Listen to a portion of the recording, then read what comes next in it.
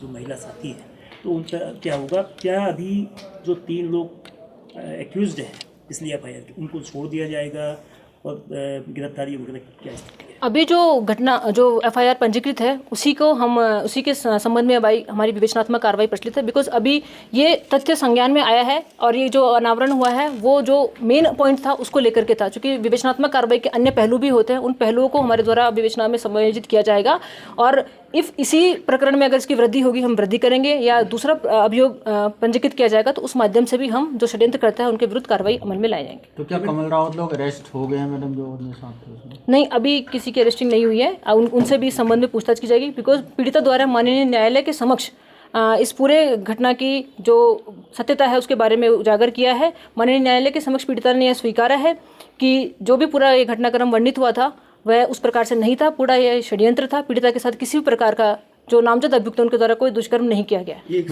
Social media में 50 लाख का प्रलोभन दिया गया करके, तो क्या होगा? ऐसा कोई तथ्य भी हमारे प्रकाश में नहीं आया है और ऐसा कुछ पाया जाएगा उसमें जांच की जाएगी। जिसमें से एक आरोपी जो युवक है वो उसे जो पीड़ित युवती लड़की है उसको ले जा रहा था बाइक में, तो उसमें भी कुछ जानकारी मिली कि नहीं, यह प्रकरण गई थी या यह प्रकरण बताया जैसा कि बताया कि पीड़िता के मित्र की शादी थी जिसमें वह अपने दूसरे मित्र के साथ बैठ करके उस शादी में सम्मिलित होने के लिए गई थी।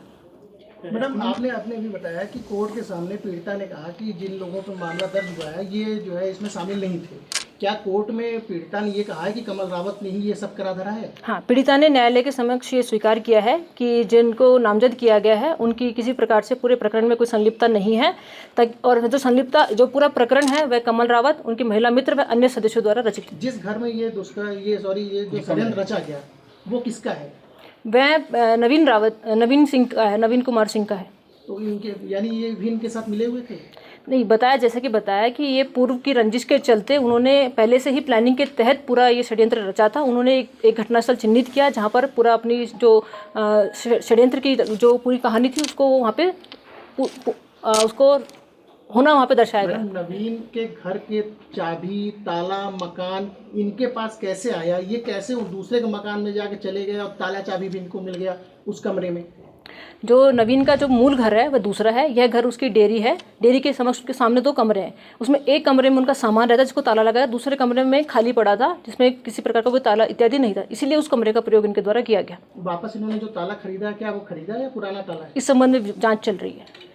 एसपी मैम, जो पीड़िता है, पीड़िता के पिता और पीड़िता को क्या कमल रावत ने किस तरह से इस काम के लिए इस्तेमाल करने की कोशिश की? जैसा कि सबको विदित है कि पीड़िता की माताजी का बचपन में ही देहांत हो गया था और पीड़िता के जो पिता हैं वह अभी बीमारी से ग्रसित हैं। वो चलने फिरने में भी असमर्थ है और आर्थिक रूप से भी उनके पास कोई स्टेबल सोर्स नहीं है। तो इसकी आर्थिकी को समृद्ध करने के लिए वह पीड़िता के पिता को इलाज कराने का प्रलोभन उनके द्वारा दिया गया। तो मैम इसमें जो पीड़िता है और जो उसके पिता है क्या उन पर भी कोई धाराएं लगेंगी? क्योंकि अभी अब षड्यंत्र में तो ये भी शामिल है। क्योंकि विक्टिम नाबालिग है और नाबालिग कभी षड्यंत्र स्वयं से नहीं रच सकती है, उसको तो मोहरा बना करके यूज़ किया गया है। जिस प्रकार से भी उसको यूज़ किया गया है वह हर प्रकार से विक्टिम ही है, तो उसको हम दृष्टिगत रखेंगे और विक्टिम को किस प्रकार से हम सहायता कर सकते हैं उस पर भी हमारे द्वारा पूरा ध्यान दिया जा रहा है। उनके पिता हैं।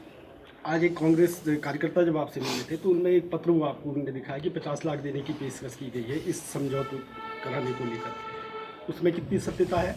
और दूसरा, इस घटनाक्रम के दौरान जो पीड़िता के पिता थे वो अपने घर में नहीं थे, ऐसा लोगों का, कांग्रेस के कार्यकर्ताओं का कहना था, तो वो कहाँ थे? नहीं, पीड़िता के पिता पीड़िता के साथ ही थे पूरे समय। और ऐसा पीड़िता के पिता चूंकि हम पुलिस के भी संपर्क में है, उनके द्वारा किसी प्रकार से किसी भी प्रलोभन या लालच के जो कि अन्य किसी व्यक्ति द्वारा दिया जा रहा है इस संबंध में कोई साक्ष्य ऐसा प्रस्तुत नहीं किया गया। मैडम, पुलिस ये कह रही है कि उसके पिता जो है बीमार थे। हमने भी देखा, सबने देखा उसकी पीड़िता वाकई में बीमार है। ऐसी स्थिति में उसको कोतवाली में या अन्यत्र कहीं रखने के बजाय आपने उसको सुरक्षा देके उसके घर और अस्पताल में क्यों नहीं रखा? सबसे बड़ा सवाल, क्योंकि वो उनके काफ़ी बीमार थे, वो वैसे भी पता चल रहा था, दिखा भी, आपका भी यही कहना है। तो उसे कोतवाली में रखने, अस्पताल में आप रखते, सुरक्षा के साथ रखते, फिर ऐसा क्यों? हमारे द्वारा पीड़िता के पिता को किसी प्रकार से कहीं नहीं रखा गया है। पीड़िता के पिता अपने ही जो निजी जो भी उनकी व्यवस्थाएं थी उसमें वो रहे हैं।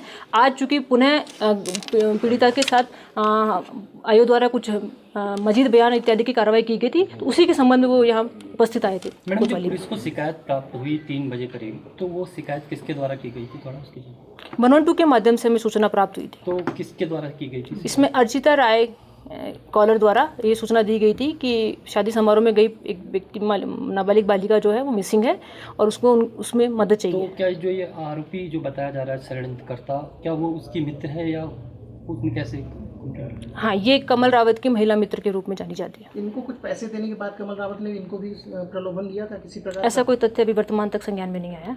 अच्छा मैम, एक चीज़ ये जो एक फोटो वायरल हुई इसमें पैर बंधे हुए हैं, तो क्या है इसका कुछ आपने कुछ की जांच है? जैसा कि बताया गया है कि पूरा षड्यंत्र इनके द्वारा रचित है, तो वो सारी घटनाक्रम जो हुई है, जो दिखाया जा रहा है, वह उन्हीं का प्लान का हिस्सा है।